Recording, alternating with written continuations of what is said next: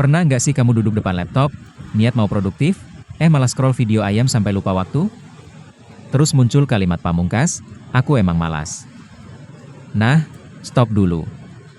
Bisa jadi kamu bukan malas. Kamu cuma bingung harus mulai dari mana.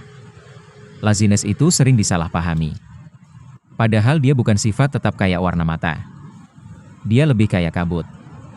Muncul pas kamu nggak tahu jalan ke depan. Otakmu melihat tujuan yang gede banget, terus langsung mikir, duh, mulai dari mana ya? Akhirnya kamu nggak gerak sama sekali. Bukan karena malas, tapi karena jalurnya kabur. Bayangin kamu disuruh naik gunung, tapi nggak dikasih peta. Nggak tahu jalur. Bahkan nggak tahu harus mulai dari kaki gunung sebelah mana. Wajar kalau akhirnya kamu cuma duduk-duduk, sambil nyalahin diri sendiri. Tapi kalau kamu punya peta, tiba-tiba semuanya jadi masuk akal. Daripada terus ngelabel diri dengan, saya malas, coba ganti jadi, sistem saya nggak jelas. Serius, ini bukan soal kemauan, tapi soal struktur. Jadi, mulai sekarang, jangan buru-buru nyalahin diri.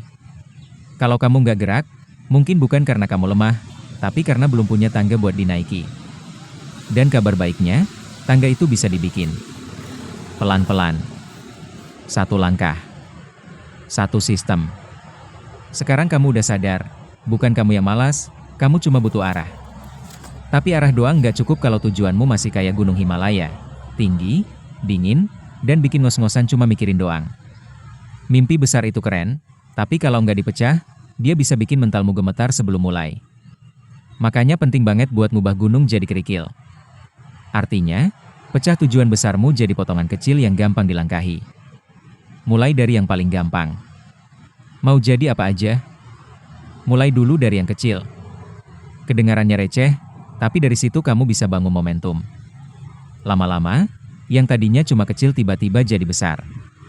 Triknya, bikin jalur dari mimpi, lalu pencapaian bertahap, lalu tujuan kecil, lalu tugas harian, lalu langkah konkret. Semakin kecil langkahnya, semakin nggak ada alasan buat nunda. Soalnya siapa sih yang nggak bisa nulis satu kalimat, atau nyalain timer 5 menit buat mulai? Mimpi besar itu kayak pizza jumbo. Kalau kamu coba telan satu loyang sekaligus, jelas keselak. Tapi kalau kamu potong jadi slice kecil-kecil, tahu-tahu habis juga. Sekarang kamu udah mulai jalan. Tapi ada jebakan lain yang lebih licik, kesibukan palsu. Tahu nggak? Sibuk itu nggak selalu berarti produktif. Kadang kamu cuma muter-muter doang kayak hamster di roda. Capek iya, maju nggak juga. Inilah saatnya kamu kenalan sama prinsip sakti. Pareto Principle. Intinya, 80% hasil datang dari 20% tindakan. Dari semua hal yang kamu lakuin, cuma sebagian kecil yang benar-benar ngebawa kamu ke tujuan. Sisanya, pengalih perhatian yang menyamar jadi tugas penting. Makanya kamu harus mulai latihan ngomong, enggak. Enggak ke kerjaan yang enggak relevan. Enggak ke ajakan nongkrong yang cuma bikin ngaret.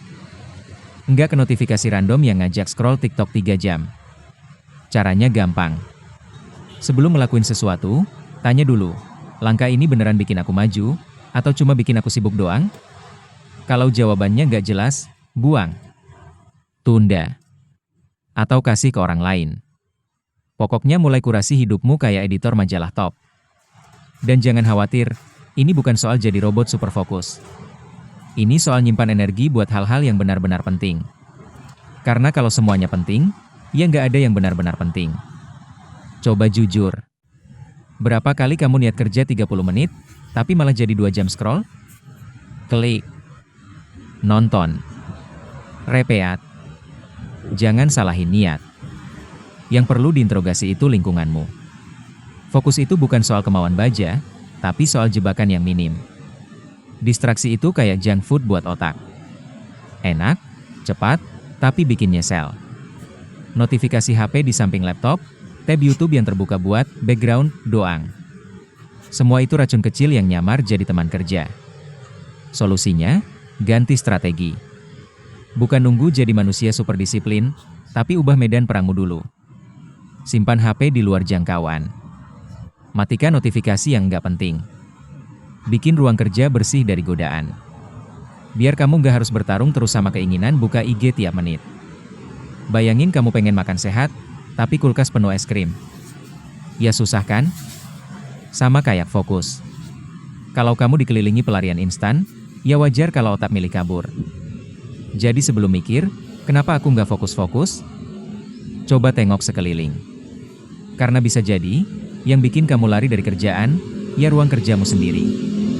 Kamu nggak harus lari maraton untuk jadi pelari. Sama halnya kamu nggak harus nulis 10 halaman untuk jadi produktif.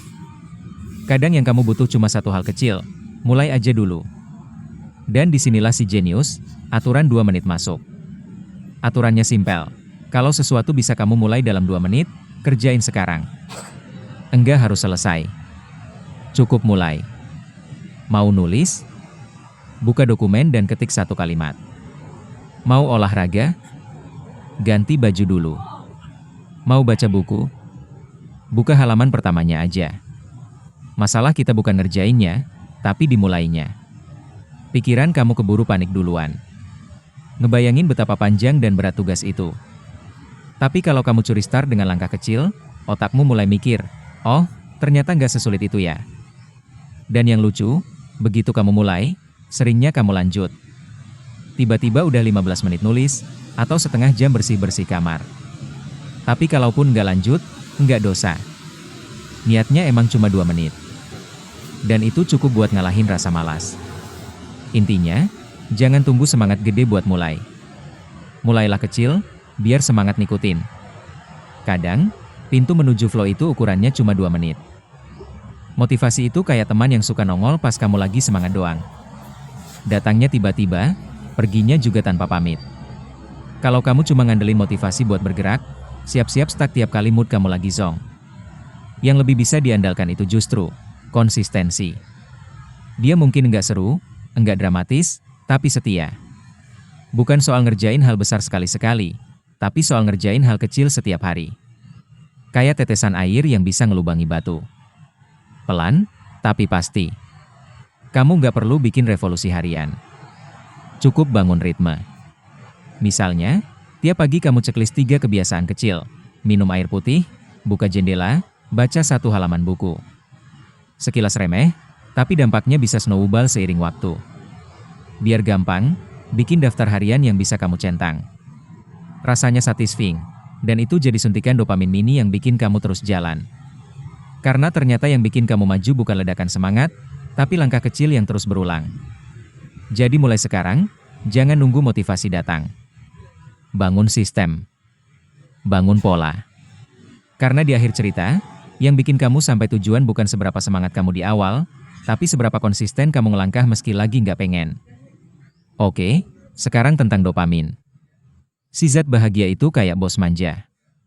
Kalau dibiarkan liar, dia bakal nyuruh kamu cari yang cepat, instan, dan nggak produktif.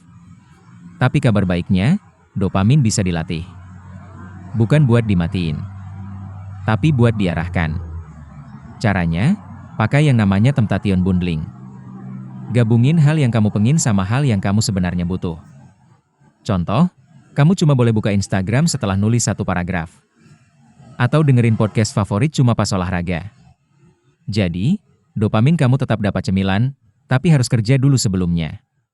Triknya, bikin otakmu nganggap aktivitas penting sebagai gerbang menuju kesenangan. Makin sering kamu lakuin, makin hilang candu receh, karena otakmu mulai ngerti.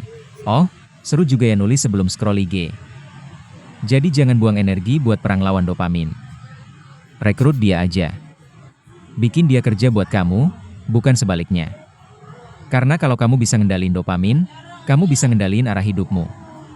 Dan terakhir, soal impian.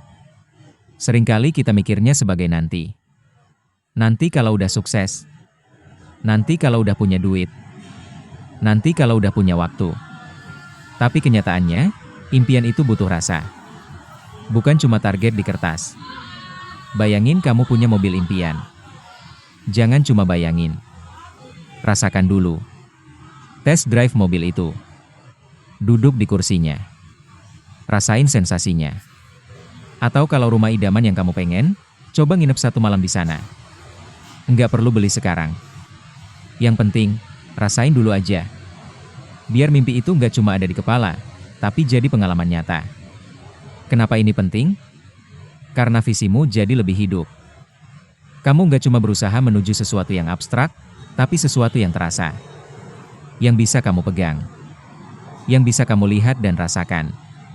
Ini juga yang bikin semangat kamu nggak gampang pudar. Rasa itu yang bikin kamu terus bergerak maju, meski jalan terasa panjang. Einstein bilang, imajinasi adalah pratinjau dari realitas masa depan. Jadi kalau kamu bisa bayangin, kamu juga bisa mulai rasain. Dan ketika kamu merasakannya, kamu nggak cuma menunggu masa depan. Kamu sudah mulai hidup di dalamnya. Terima kasih sudah menonton.